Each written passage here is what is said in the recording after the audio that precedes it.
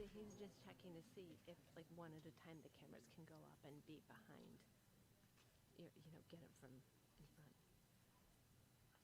So, I don't know, he'll tell us in a second. So, in other words, the cameras will all be behind here. He's seeing if they can go up front. I don't know, we've just never done that. Okay. I'll let you know.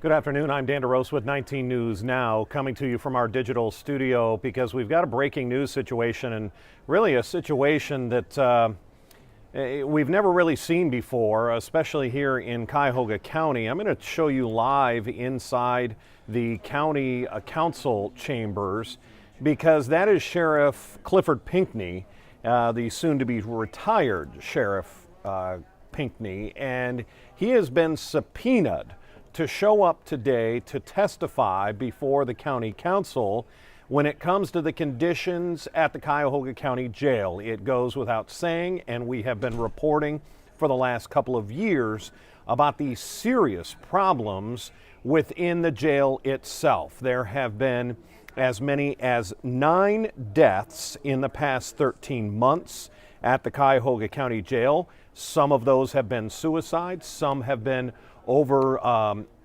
people who have OD'd on drugs, and they have asked the sheriff to testify. The county council sent him a 53-question letter. They tried to get him to fill those out so that the county could have a better idea of what was going on. He refused to answer those. He stood behind his attorney, who said some of those answers could impact current civil lawsuits and legal proceedings. So he had to be subpoenaed to show up to this event today or face arrest if you don't follow a subpoena. And so the question is, will we hear testimony today from the sheriff?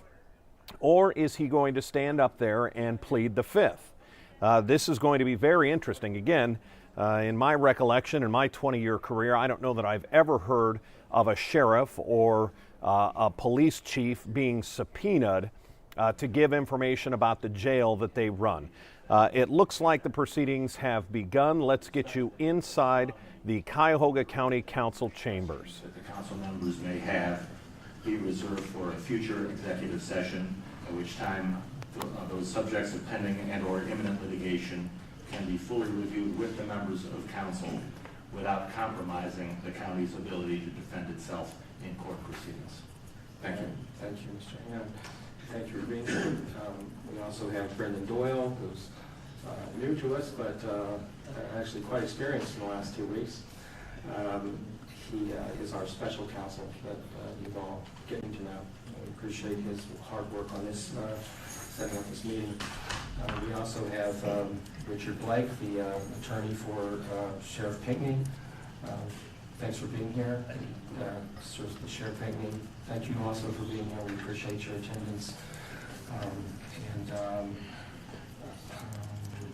As I had previously stated to some of you in my communication, because of the uniqueness and the importance of today's meeting, and because I'm sure everyone has good questions and they want answers to, it's important that we proceed in an orderly and organized and respectful manner.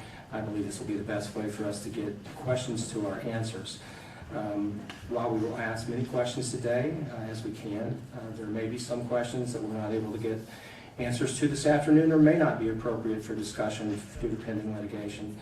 And for that reason, I am considering going into executive session at a later date. We'll be conferring with council members to see what their input is on that matter. And to council members who may have a longer list of questions than others, let's please respect the time factor and give our colleagues a chance to get their questions in. We'll promise we will come back to any of you who have further questions. Additionally, obviously the County Prosecutor's Office has worked closely with us in advance of this meeting today. And I would also like to ask the council to respect the legal counsel that they are providing for us today. And with that, I guess we'll bring up Sheriff Pinckney and Attorney Richard Blake.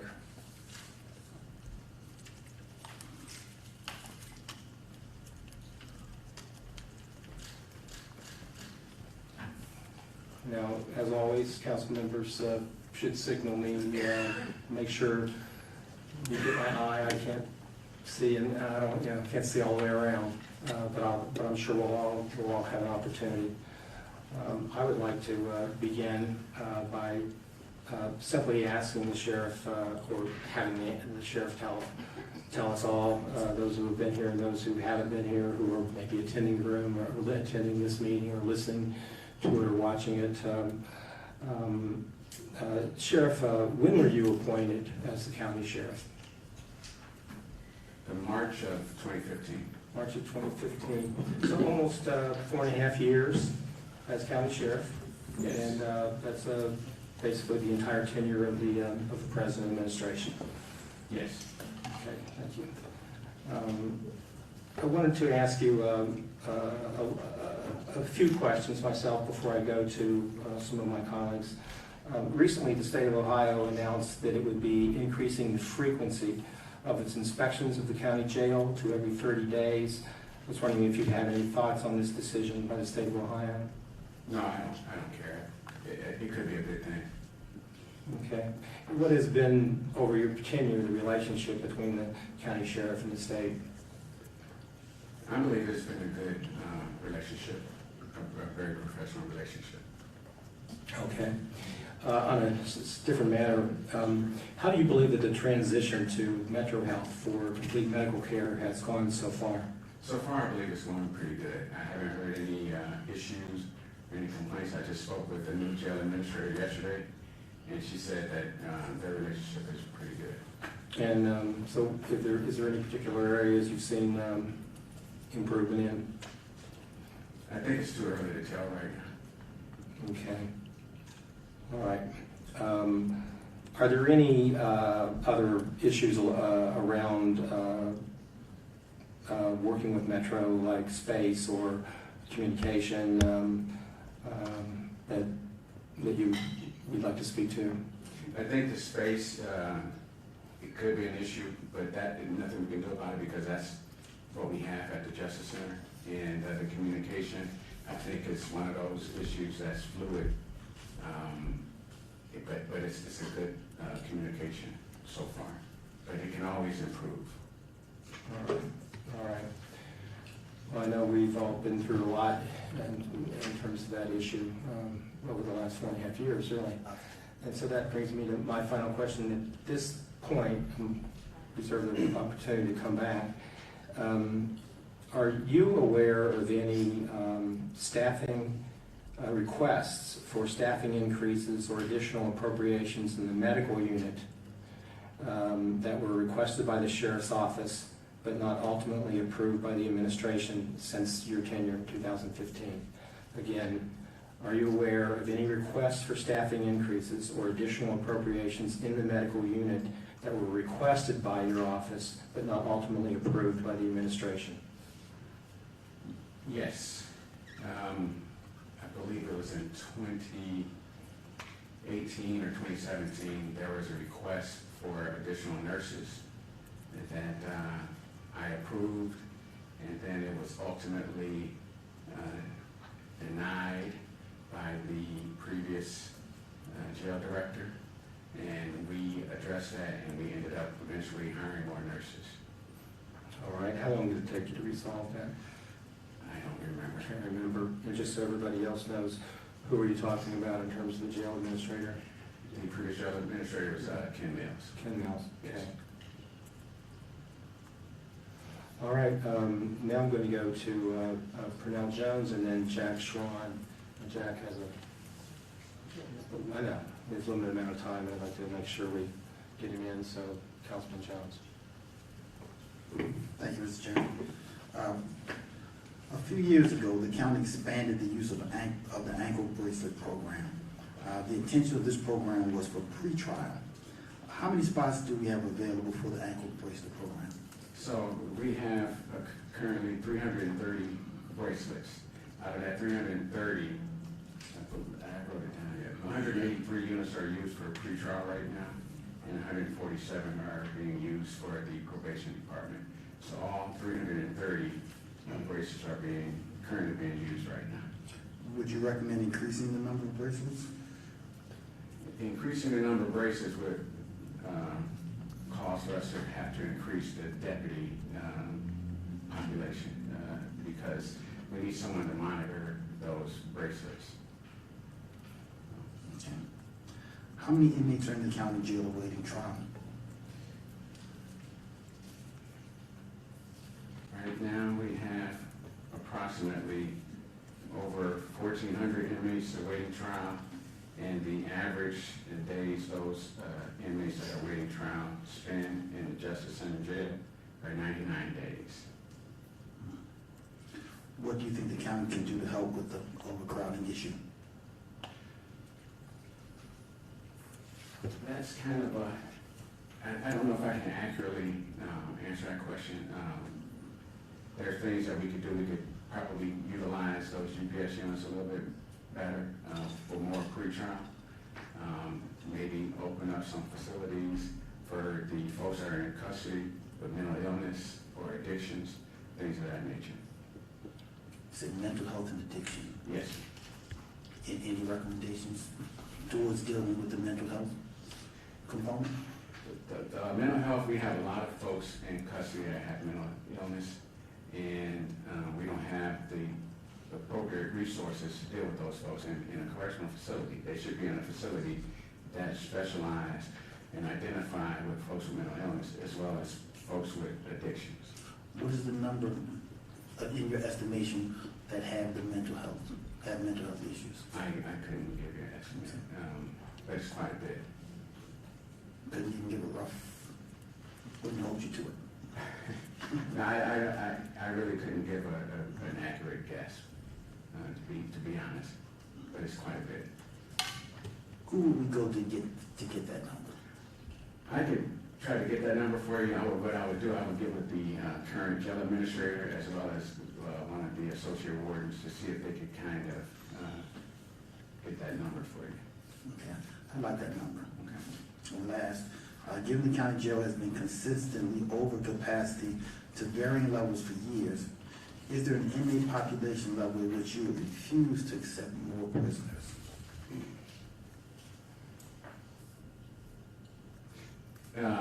To my knowledge, I cannot refuse folks coming into the facility. It is By law. by law. Okay, thank you. You're welcome. Thank you, Mr. President. Were you aware that Ken Mills and his experience in regards to running jails at the time he was hired for that position? Were you aware of the fact that he did not have experience running a jail? Yes. Okay. Who made the final decision to put him into that position and to hire him? I don't know.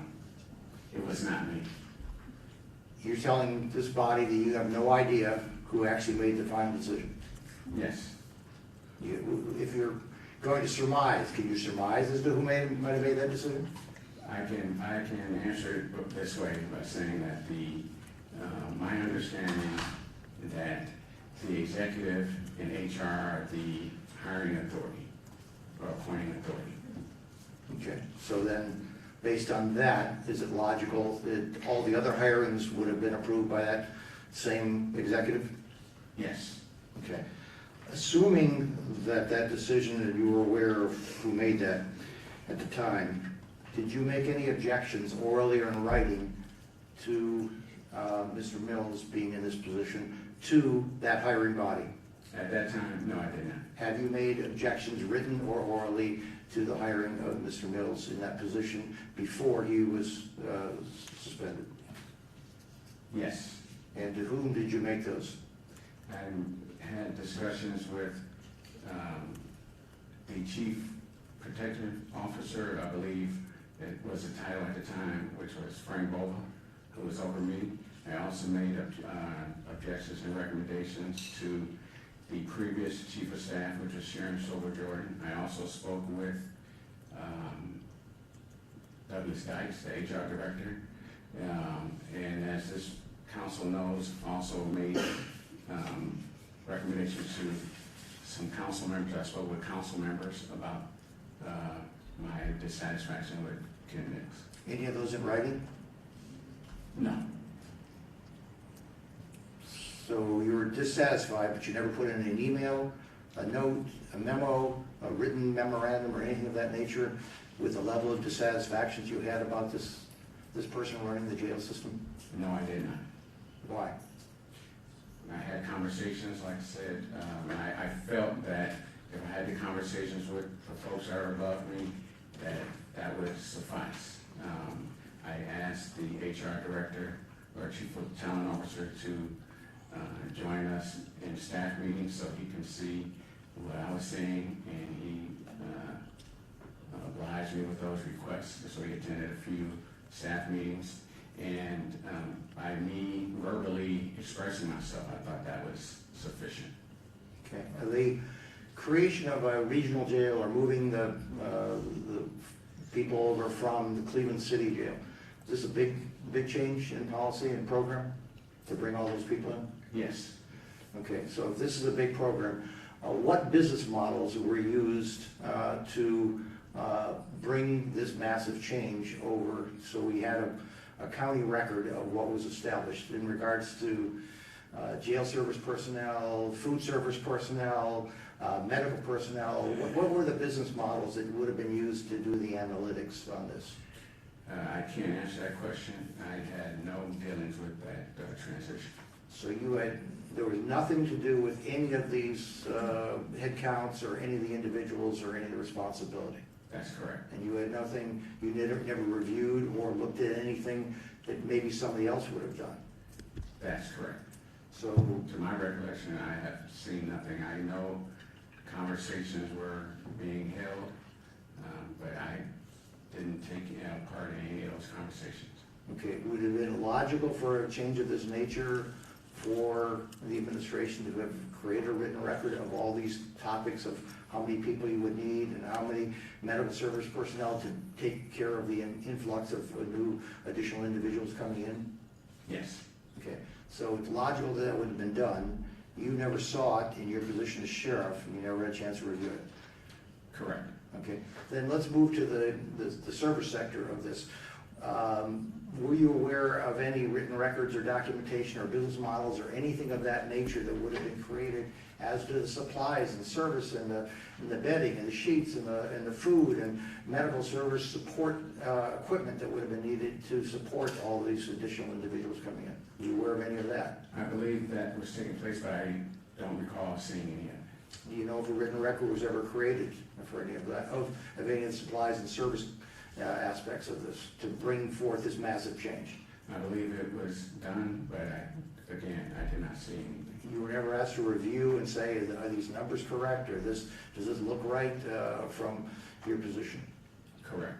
I was not asked. Would both of these areas, the personnel needs and the service and supply needs, been something that traditionally would have been something done or would have gone through the sheriff's office in the other 87 counties should this same type of thing taken place? Normally, yes. Under if the sheriff was elected, that's the normal process. Does the responsibility change whether or not you were elected or not elected to review these type of things? It shouldn't change. So the obligations that I just listed off of a massive change of this nature is not going to change whether or not you were elected or non-elected personnel? Is that what you're suggesting? I'm suggesting that it shouldn't change. Okay, and in this particular case, did it change? Yes, I did not see any of those documents that you spoke of. Okay, and we don't even know, do we even know that those documents even exist? I believe they did exist. And where would they be where would they be stored right now? I don't know. And you haven't seen them subsequent to this time in regards to that. Do you know who made the final decision to regionalize and move the personnel, the individuals over for the Cleveland jail system? No, I don't. Who do you believe made that? I couldn't tell you. I don't know. Okay, let's go back to the surmise. Who would you surmise would have made the ultimate decision to make this big change? I would suggest that by the structure, it would go up to the executive's office. Okay, so the only way we're gonna get an answer to who hired Mr. Mills and who made this decision to run this jail system, in your opinion, is to go a chair way above yours and have that person sit there and answer these exact same questions. Yes. Thank you.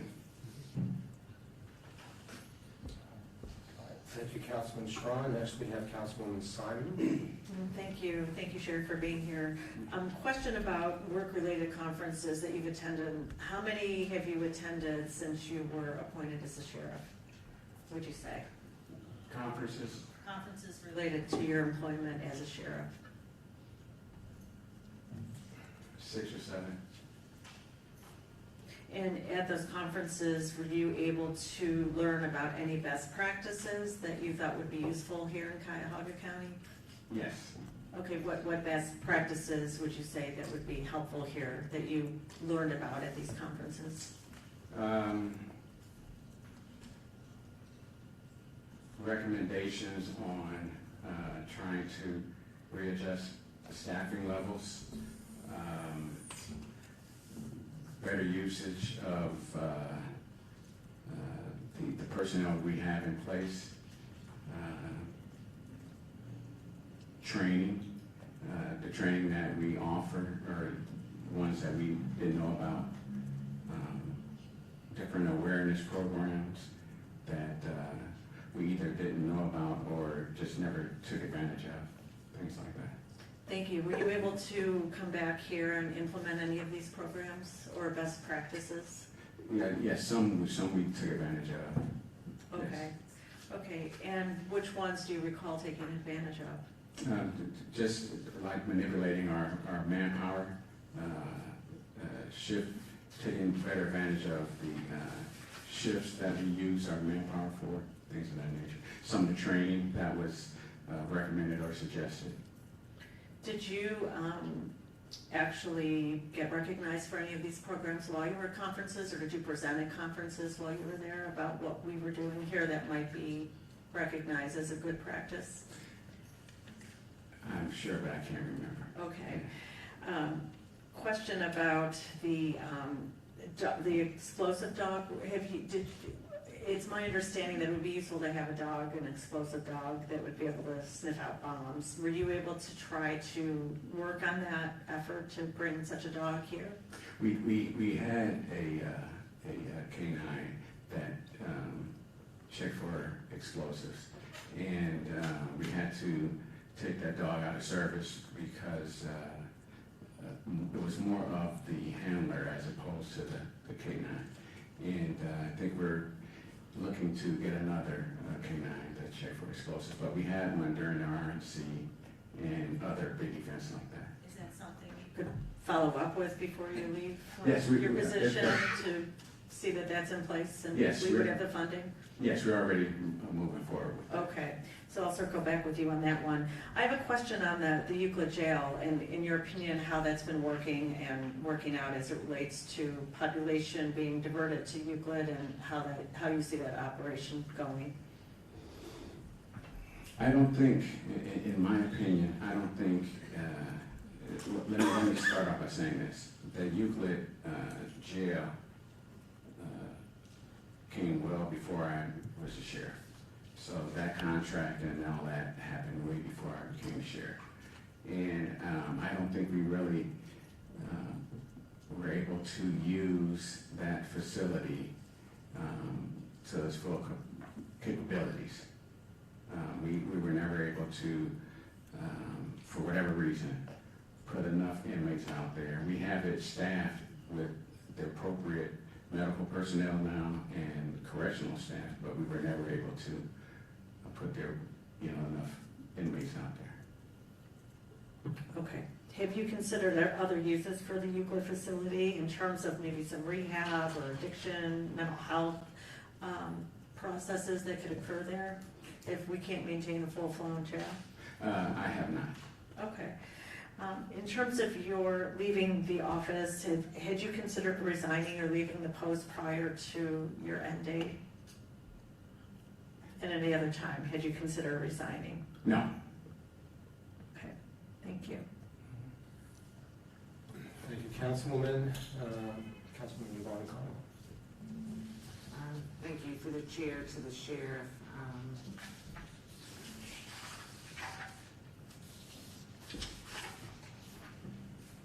My question is about red zoning. Do you currently track the jail's use of red zoning, and if so, when did you start tracking this data? Yes, we currently are tracking it now. I do not have the date when we started tracking that, but I believe it was sometime either the beginning of this year or the end of last year. So red zoning was going on in 2015? Red zoning has been going on well before I became the sheriff. Okay. But since 2015, have you noticed an increase or decrease or the same amount of red zoning? I can't answer that since 2015 because it was never an issue, it was never brought to my attention. But recently, since we started tracking it, I think it's, and I might not be the appropriate person to answer this question, but I believe it's about the same. I think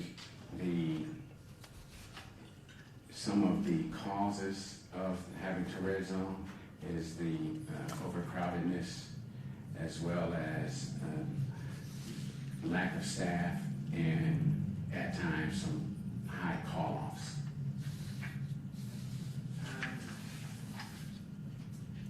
Would you remain sheriff if the position had true autonomy? It's a great question.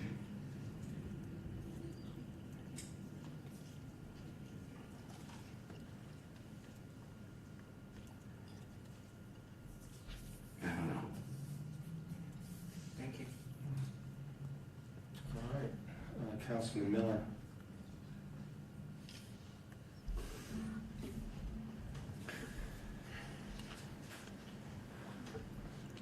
Mr. President, Sheriff Pinckney, thank you very much for your willingness to be with us today and answering our questions. And just by way of background, could you compare and contrast the roles of the Director of Public Safety, the Assistant Director of Public Safety, the Sheriff, the Jail Warden, and the Assistant Wardens? I'd like to get a better sense of what each of them do and how their roles interact with each other. So I can't accurately speak about the public safety folks in that office. I do know that we work, when our paths cross, we do work together with them in regards to the jail administrator and the warden. Their duty and responsibilities are to run the day-to-day operations in that correctional facility and report up to, which would be my chief deputy, because that's who they would answer to in our organizational chart. And then ultimately it would come up to me, and then I would report that up to the chief protection officer and report that all the way up to the executive. Did that answer your question? Partially. Okay. And let me follow up with that, and I'm going to ask a question that the prosecutor's office advised was not a good question in the form that it was phrased, so I'm gonna phrase it differently and hope to be on target, and if not, the prosecutor's office can say so. But you were talking about the reporting up. I would like if you could give me a more complete description of what boots you have on the ground to be assessing on a day-to-day basis what's going on in the jail and who that information is reported to and how that information is acted upon. So on the day-to-day operations, we did not, when I say we, myself and the chief deputy at the time, we did not meet with the jail personnel on a day-to-day basis. At least I did not. Maybe the chief did, but I didn't meet with the jail personnel on a day-to-day basis. We would have a bi-weekly meeting as well as a monthly meeting with all of the units within the sheriff's office. And in those meetings, we would discuss any and everything that came up. And so that's how I would get informed. Now, if something happened in between those bi-weeks, of course, we would have ad hoc meetings where they would come to my office or I would go to their office and we would discuss what happened. Okay. Do you or any of your team make recommendations or suggestions to the judges regarding inmates who might be candidates for early release?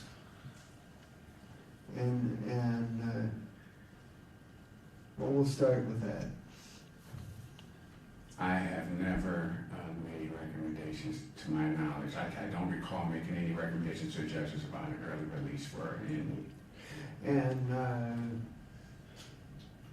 is this something that you could do, or is there some legal or procedural impediment why this would not be an allowable practice? No, I can't think of anything legal. I do know that there have been instances where we might have an inmate who had a medical issue, where the jail staff felt that we didn't have the appropriate means to take care of that, and the jail staff might have met with judges to discuss, hey, is there a possibility to have this individual moved or released? But I've never had conversations with judges. And what improvements are we currently working to make at the jail, and how are we trying to make them? So I wish I had a list of some of the improvements we made. There have been a ton. I know a lot of the issues were the cosmetics of the facility. So we've painted, we've bought new bedding, we've bought new tubs so the inmates can put their personal items in the tubs instead of storing them on the floor on the shelf. There have been a lot of improvements. New shower curtains. We've addressed the maintenance issue where they do it more frequently now. So there's a lot. I can get you a list of all of the improvements we had. Are there any improvements regarding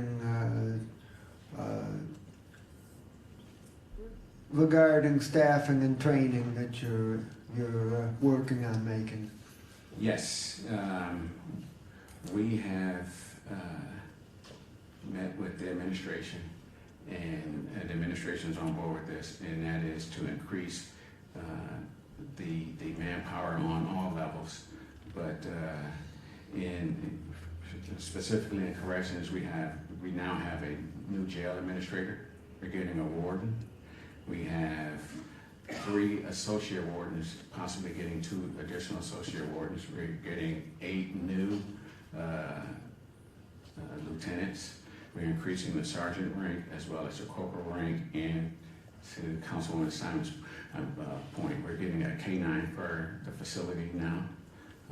In regards to the law enforcement end, I spoke with the administration. They're on board with this too, to increase the command staff for law enforcement, because for my entire tenure at the sheriff's office, I've only had, like right now, currently I only have 2 captains and 2 lieutenants for the entire county. So we are increasing those numbers as well. As soon as we're doing a staffing analysis And when that gets back with that recommendation, I'm going to forward that to the executive as well as to this body. So, am I correct that there are a number of staffing changes that are currently in the works, and in addition to that, you're currently undergoing a staffing analysis which might result in further recommendations? Correct. And when is the date you're expecting the staff analysis to be completed? I was hoping to have that completed last week, but I don't know. I don't know when it will be complete. Okay.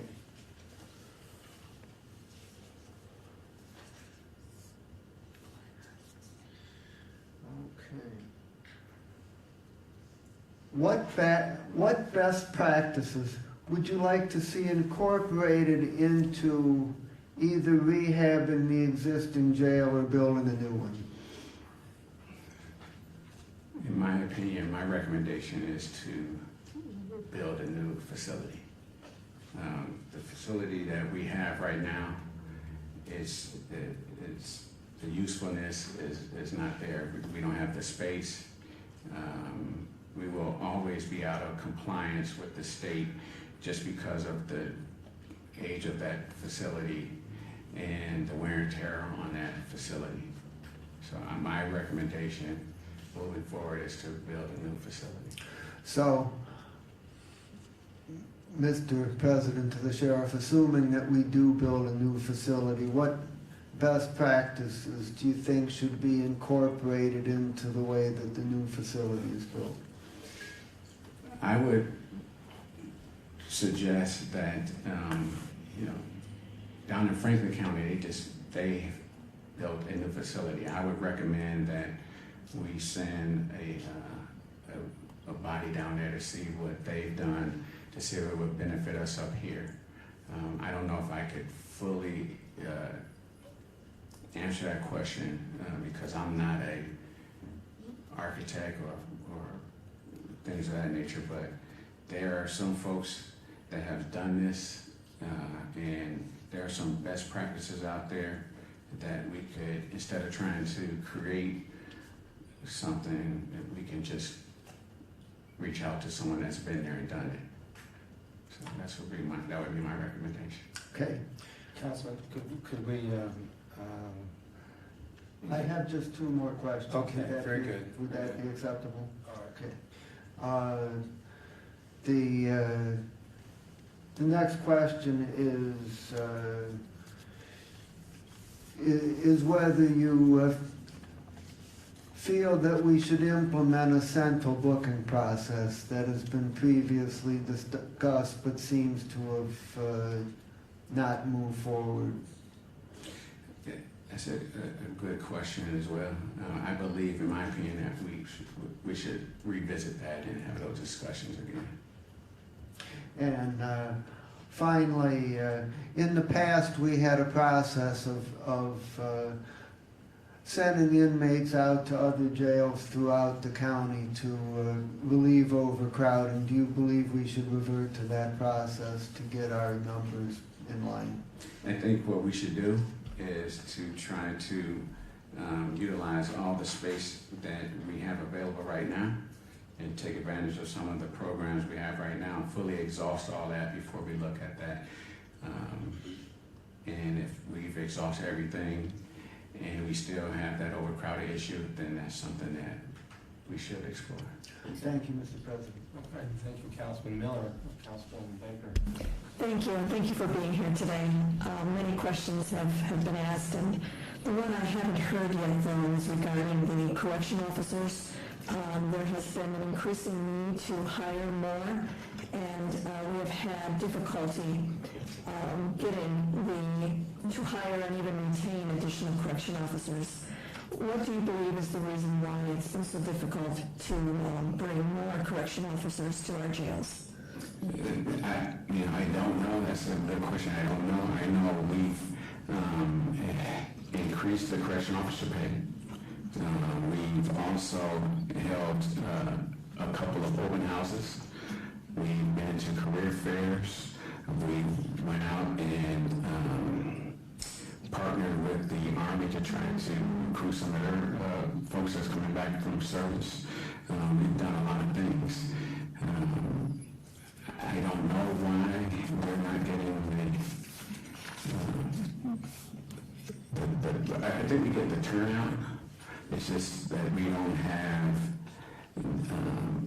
enough qualified folks to fill those positions. If I may, in your experience, do you think this is an unusual occurrence, or are correction officers typically a difficult position to fill?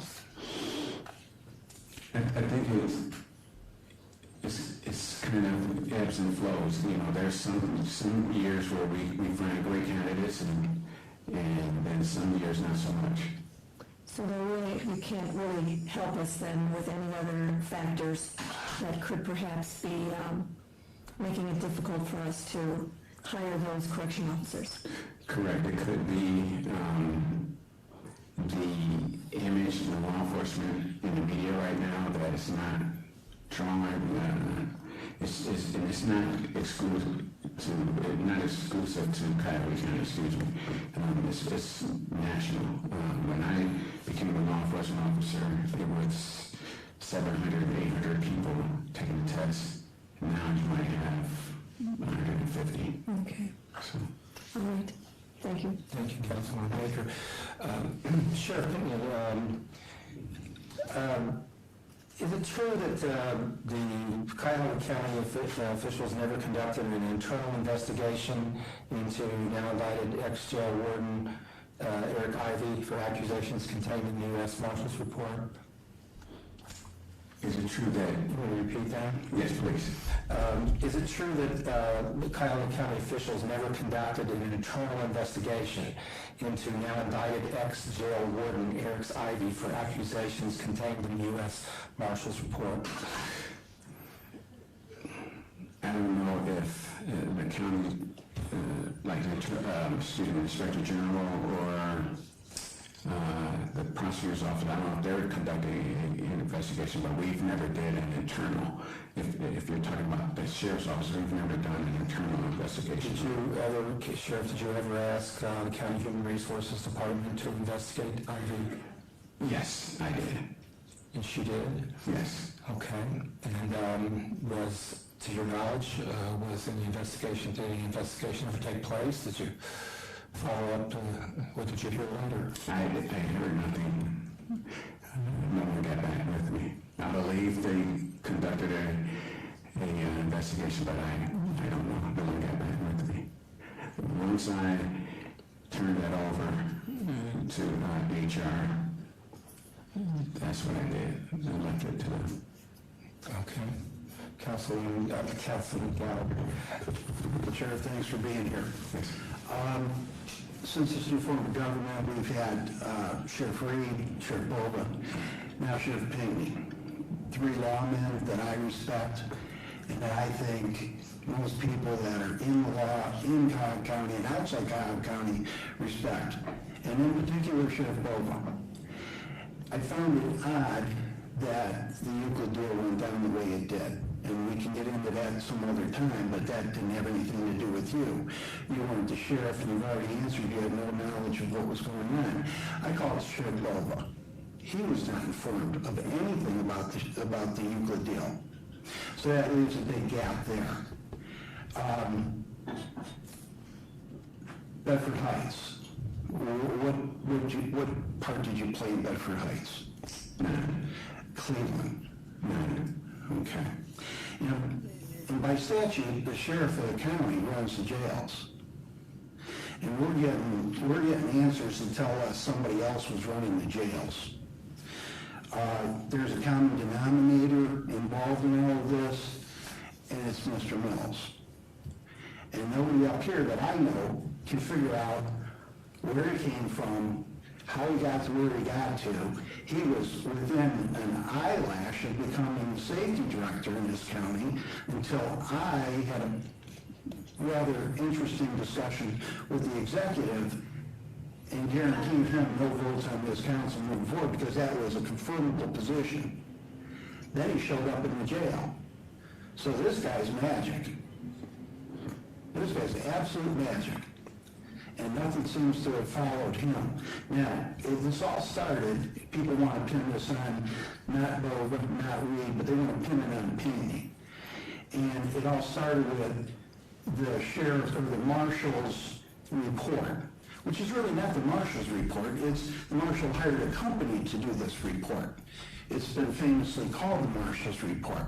But my understanding is it was an outside company that does this throughout the United States. And things happened in that report. Do you agree with everything that was in that report?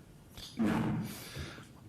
Do you find it interesting that the state of Ohio, half a month earlier, basically gave you good marks on the things that the marshal's report found to be inhuman?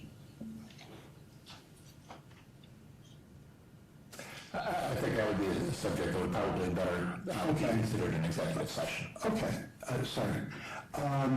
So the state of Ohio's report, month after month after month after month, going back through your administration, the Bova years, the Reed years, and even through various other sheriffs, not glowing reports, but passable reports. My point being, if Reed found this, that would have been stopped. If Bova had been told this, it would have been stopped. Had Pinckney been told this, it would have been stopped.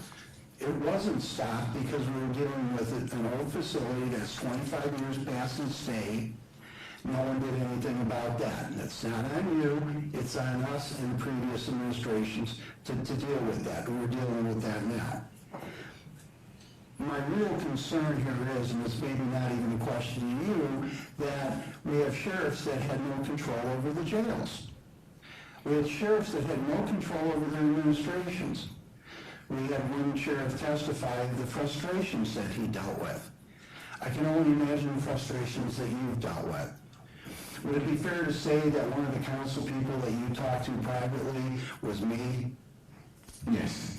Would it be fair to say that the conversations that we had privately numerous times were dealing with the problems at the jail? Yes. Would it be fair to say that my frustrations and your frustrations met many times, and where they met was Mr. Mills? Yes. Yet nothing happened to Mr. Mills. Yes. That's a frustration that I'll live with the rest of my life. And I'm sure you will too.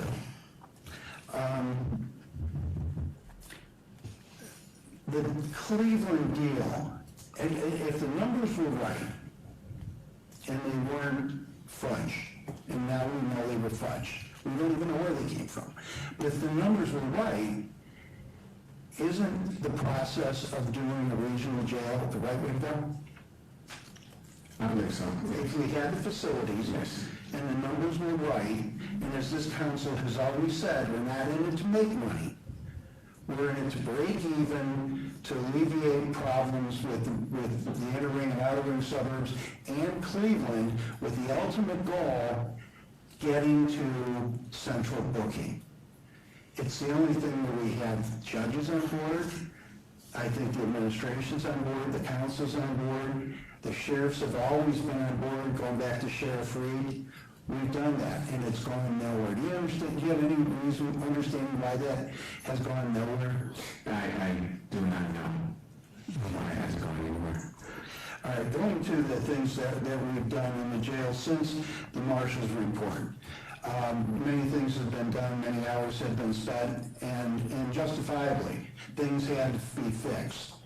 The bringing in of Metro to take over the facility in total on medical was something that this council, going back to Reed, and the only reason I got it and what I pushed it is Sheriff Reed was pushing it.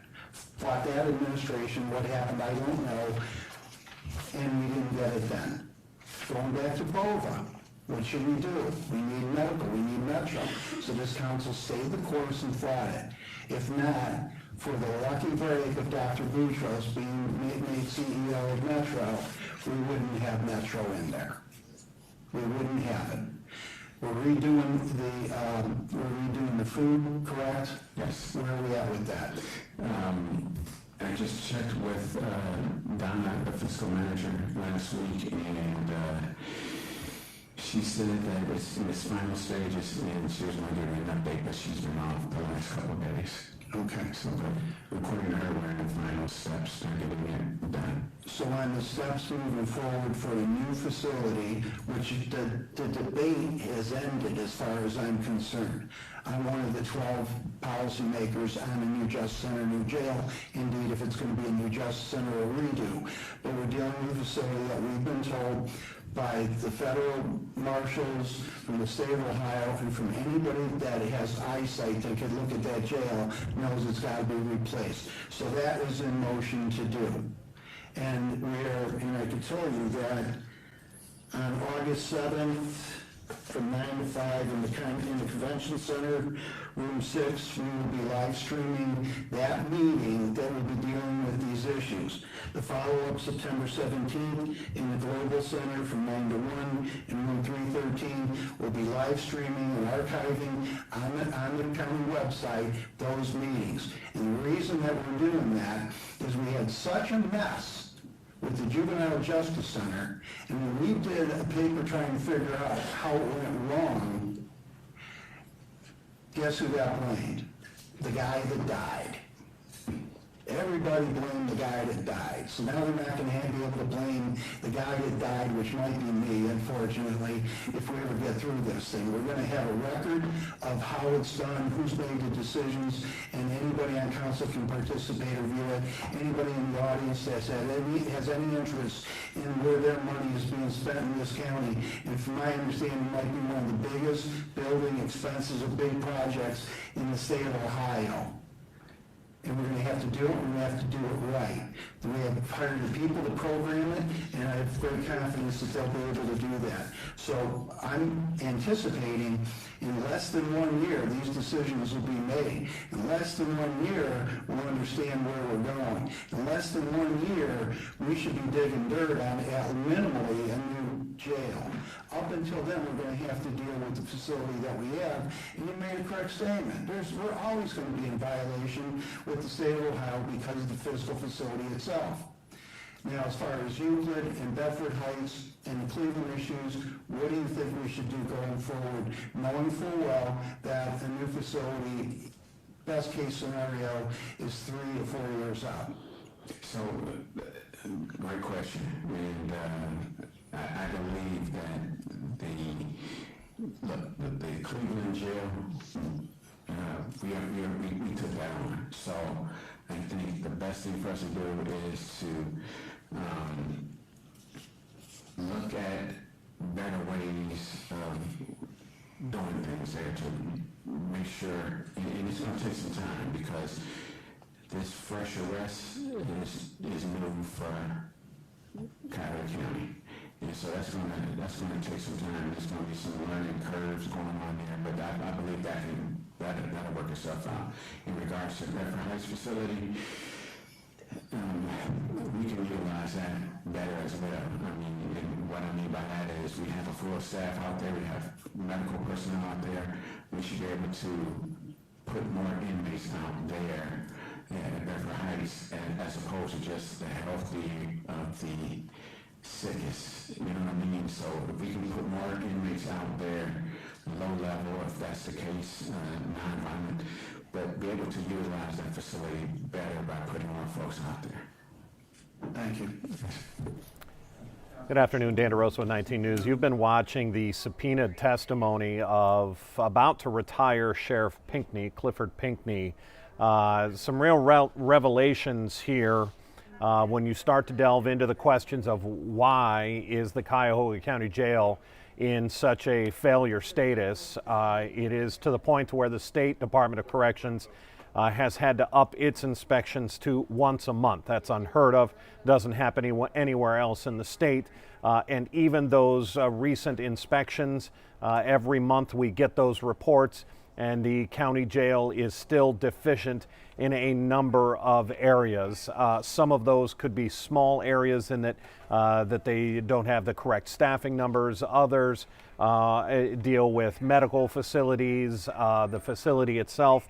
You heard the sheriff say that because of the age of our current Cuyahoga County Jail, they'll never be up to par with what the state is looking at. So we're hearing the county council talk that the Cuyahoga County is going to have to build a new jail, and that is a process that is in the works, that they'll have a decision on some items within the next year, but that it would take 3 to 4 years to get a brand new jail up and running.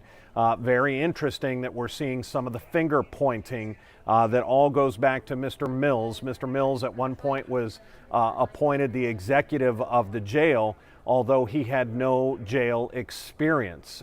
Sheriff Pinckney saying he had had several conversations with individuals about Mr. Mills's running of the Cuyahoga County Jail, but that nothing was done, and that all the powers to hire that individual, retain that individual, and keep that individual was above his level. Those were individuals who had more power than he did, even though he was the sheriff that by law and by rule is the head of any kind of county jail. We've got Paul Orlowski, and we want to apologize for some of the audio issues. Some of that is just coming out of the county facility itself, the county council there. But Paul Orlowski, you may have seen, is on this story for us. He is in the chambers listening, and we've got news coming up in 2 hours. He'll have a full report and some of the other revelations that were announced. When you have full capacity, 1,900 inmates that are awaiting trial, that's no easy task. And when you look at those numbers, 9 inmates dying over the past 13 months, 10 correctional officers and officials are facing charges. Some of those are civil rights charges, abuse charges. And in fact, before we go, I want to just run one of our most recent stories. Erin Logan filed this for us. In her story, I believe she says 7. There have been 2 deaths since she filed this story, but it really shows, and it's got some of the video that has been tough to watch that has come out of that jail of some of the problems that they've been having. Take a look. Less than 4 months after a lawsuit brought against officials who run the Cuyahoga County Corrections Center, 5 of its officers now indicted. Idris Fareed Clark and Robert P. Marsh face assault and civil rights charges for a July 2018 incident where an inmate was restrained and pepper sprayed. Clark accused of pepper spraying an inmate who was restrained in a chair. Marsh also assaulted the inmate, according to the indictment. Martin Devering charged with tampering with records, dereliction of duty, and interfering with civil rights for an August case involving an inmate in medical distress. Nicholas D. Evans and Timothy M. Dugan face felonious assault, unlawful restraint, and civil rights charges. They're accused of using excessive force against an inmate in a restraint chair. Evans is also charged with tampering with evidence. The indictment says Evans turned his vest camera off so it would not capture any of the beating he's accused of. These incidents just scratched the surface of the problems at this corrections center. 7 inmates died there last year alone. And in January, 19 News reported that an inmate overdosed, which led to an extensive search. According to a source who works at the jail, enough heroin and fentanyl were found to kill everyone there.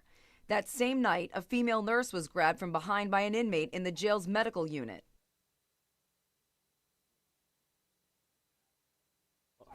There you have it. That was Erin Logan's report. Again, those numbers have increased since that story, but we really wanted to get you that video, just a reminder of some of the issues and some of the charges that correctional officers are facing. The testimony continues. Again, the sheriff had to be subpoenaed to give this testimony today. He had been given a chance to file written responses to 53 questions, of which he denied and refused to answer those, citing that a number of them could hamper some of the cases against correctional officers that you just saw some of that video for. So this is what it took. It took a subpoena to get the sheriff in there, but you could even see there was some discussion today that these questions had gone through the prosecutor's office of which questions could be asked today and which questions had to be stayed away from, clearly involving a lot of the death cases and the cases against correctional officers. We're going to jump out of this coverage. We've got some other breaking news coming up that you'll get a push alert. Some incredible video out of Sandusky of a young man who had shot himself in the leg and the officer who saved his life. It is tough to watch, but you're going to want to see that. You'll see a push alert come up on your phone, and Nicole Versansky will be walking you through that. Otherwise, we'll see you on our news at 4. I'm Dan DeRose with 19 News Now.